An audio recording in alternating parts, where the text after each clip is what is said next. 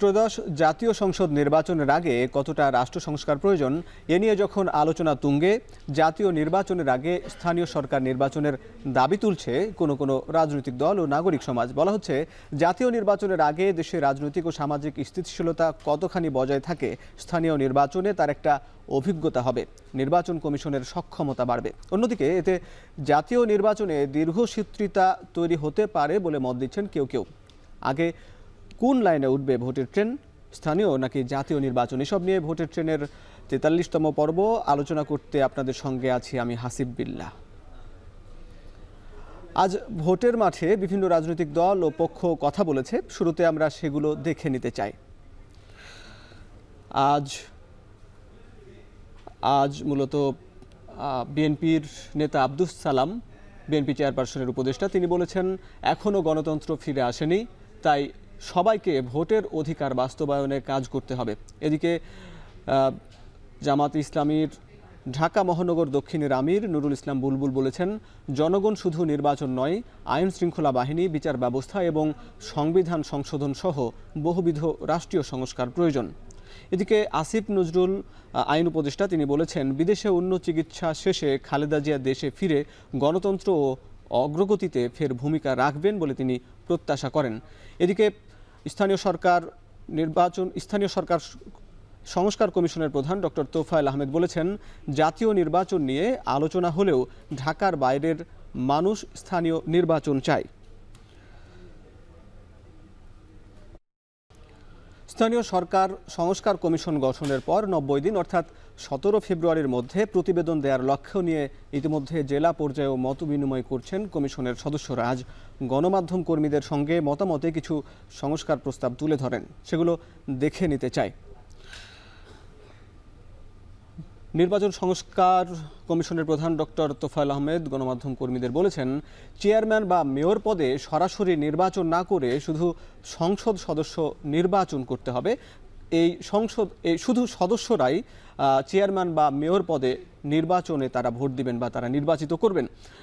এছাড়া সদস্য পদে নির্বাচন সরকারি বেসরকারি চাকরিজীবী সহ সবার জন্য উন্মুক্ত রাখার একটি মতামত যারা বিভিন্ন ফোরামে উঠে এসেছে সেগুলো তিনি তুলে ধরেছেন। সেখানে বলা হচ্ছে যে সরকারি চাকরিজীবী অর্থাৎ স্কুল শিক্ষক সহ বিভিন্ন পর্যায়ের যারা সরকারি বেসরকারি চাকরিজীবী তারাও এই নির্বাচনে, স্থানীয় সরকার নির্বাচনে তারা সদস্য হবার যোগ্যতা রাখেন।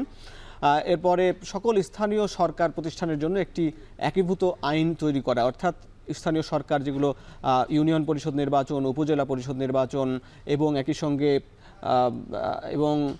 সিটি কর্পোরেশন নির্বাচন, সেগুলোকে একটি আইনের ভিতরে আনার ব্যাপারে তিনি বলেছেন। এবং এর সঙ্গে সংসদ সদস্যরা যেন স্থানীয় সরকার প্রতিষ্ঠান নিয়ন্ত্রণ করতে না পারে, এই অভিযোগ কিন্তু দীর্ঘদিনের এবং বিভিন্ন সময় দেখা যায় এমপিরা স্থানীয় সরকার নিয়ন্ত্রণ করেন, সেটা যেন করতে না পারেন সেই ব্যাপারে মতামত এসেছে।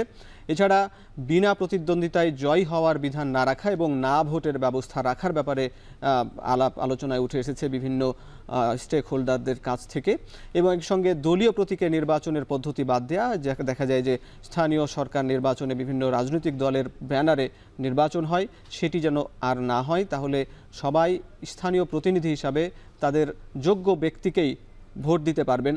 এবং একই সঙ্গে তত্ত্বাবধায়ক সরকারের অধীনে নির্বাচন করা, যেহেতু রাজনৈতিক দলগুলো যেমন জাতীয় সরকার নির্বাচন অধীন হয়, সেটা স্থানীয় ব্যাপারে বলছেন। এবং একসঙ্গে একটি এলাকায় একই দিনে সব প্রতিষ্ঠানের নির্বাচন করা, এবং একসঙ্গে এটি বলা হচ্ছে কারণ নির্বাচনের ব্যয় কমে আসবে এতে। যেহেতু 2021 থেকে 24 সালের মধ্যে বিভিন্ন স্থানীয় সরকার নির্বাচনে দেখা গেছে 23,000 কোটি টাকা ব্যয় হয়েছে, যদি একদিনের নির্বাচন হতো তাহলে 600 কোটি টাকা ব্যয়ে এই নির্বাচনটি হতো। ভোটের ট্রেনে এখন নিচ্ছে একটা বিরতি, ফিরছে একটু পরে।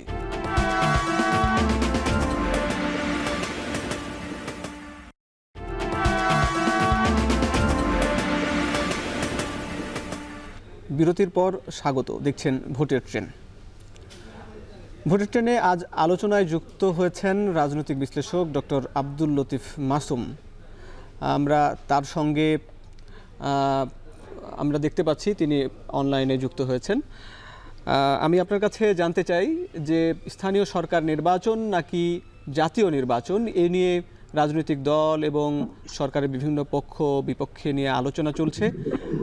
আমি আপনার কাছে জানতে চাই, আসলে এই মুহূর্তে বাংলাদেশের জন্য স্থানীয় সরকার নির্বাচন নাকি জাতীয় নির্বাচন, কোনটা সবচেয়ে সবার আগে প্রয়োজন বলে আপনি মনে করেন?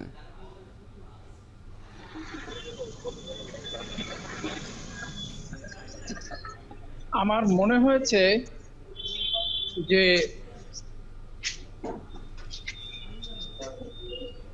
রাষ্ট্রবিজ্ঞানের একটা প্রচলিত বাক্য দ্বারা আলোচনাটা শুরু করি। When politician thinks for the next election,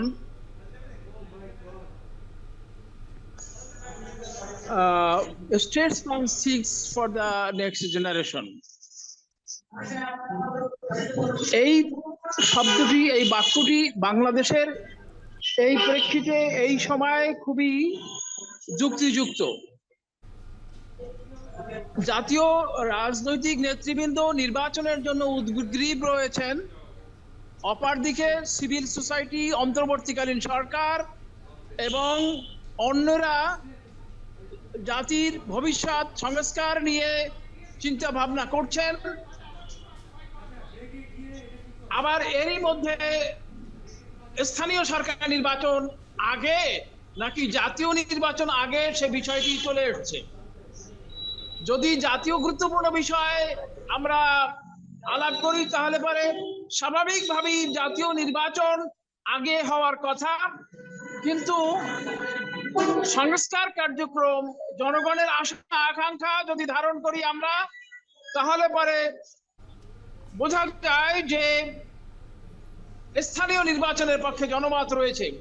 যেমনটি আপনি বললেন যে স্থানীয় সরকার বিশেষজ্ঞ তোফায়েল আহমেদ যেটা বলেছেন যে গ্রামে গঞ্জে সবাই একটা নির্বাচনের জন্য উন্মুখ হয়ে আছে, আর সেটা হচ্ছে প্রাথমিক ভাবে যে ইউনিয়ন কাউন্সিল বা উপজেলা কাউন্সিল, জেলা কাউন্সিল ইত্যাদি। সুতরাং এই নির্বাচনটি একটি গণগ্রহণযোগ্যতা পাবে, যুক্তি আছে পক্ষে এবং বিপক্ষে।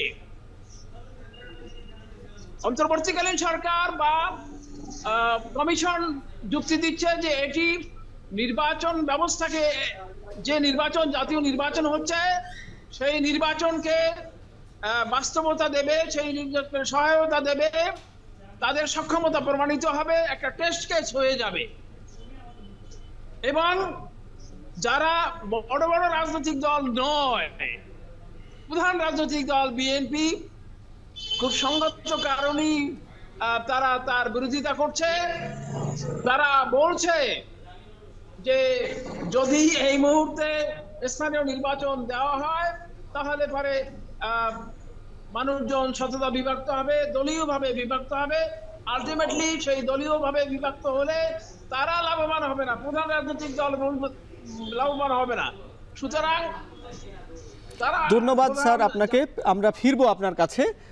আমরা দেখছেন ভোটের ট্রেন, স্বাগত ভোটের ট্রেনে। আমরা আপনার কাছে আলাপ করছিলাম যে রাজনৈতিক নির্বাচন নাকি সংস্কার এবং এর সঙ্গে স্থানীয় সরকার নাকি জাতীয় সরকার, সে ব্যাপারগুলো। তো আসলে স্থানীয় সরকার নির্বাচন করতে গেলে কোন কোন সংস্কারগুলো প্রয়োজন, সে ব্যাপারগুলো আপনার কাছে একটু জেনে নিতে চাই। স্থানীয় সরকার নির্বাচন করতে হলে অবশ্যই আমাদের কিছু সংস্কারের মধ্যে যেতে হবে। আপনারা জানেন যে আওয়ামী লীগের দীর্ঘদিনের বাংলাদেশের ঐতিহ্য অতিক্রম করে 2011 সালে একটি দলীয় আইন করে, যে আইনের মাধ্যমে দলীয়ভাবে নির্বাচন অনুষ্ঠিত হবে। কিন্তু বাংলাদেশের লোক চিরকালই নিরপেক্ষভাবে স্থানীয় নির্বাচনগুলো করে আসছে, সেটা তারা পছন্দ করে না। সুতরাং সেক্ষেত্রে একটি বড় সংস্কার সাধিত হতে হবে। দ্বিতীয়ত, এই যে powers and functions, local government, সারা পৃথিবীতে লোকাল গভর্নমেন্ট হচ্ছে সমস্ত কর্মকাণ্ডের কেন্দ্রবিন্দু। শিক্ষা, স্বাস্থ্য এবং নানা ধরনের নিরাপত্তা সমস্যা তারা মোকাবেলা করে থাকে। কিন্তু বাংলাদেশে অতিমাত্রিকভাবে রাজনীতিকরণ, অতিমাত্রিকভাবে কেন্দ্রীকরণের প্রবণতা আছে, যে কারণে বিকেন্দ্রীকরণ খুবই জরুরি। এই বিকেন্দ্রীকরণের সমস্যার জন্য অনেক কিছু পিছিয়ে আছে। সংস্কার কার্যক্রমের মাধ্যমে যে সংস্কার কার্যক্রম আহ্বান করা হয়েছে, সেই সংস্কার কার্যক্রমের মাধ্যমে এই সব সংস্কারগুলো স্থানীয় সরকার পর্যায়ে হতে হবে এবং তারপরে নির্বাচনটি হলে মানুষের কাছে গ্রহণযোগ্য হবে। জি, ধন্যবাদ স্যার আপনাকে আমাদের সঙ্গে যুক্ত থাকার জন্য। আমাদের সঙ্গে যুক্ত ছিলেন রাজনৈতিক বিশ্লেষক ডক্টর আব্দুল লতিফ মাসুম। ভোটের ট্রেনে নিচ্ছে একটা বিরতি, ফিরছি একটু পরে।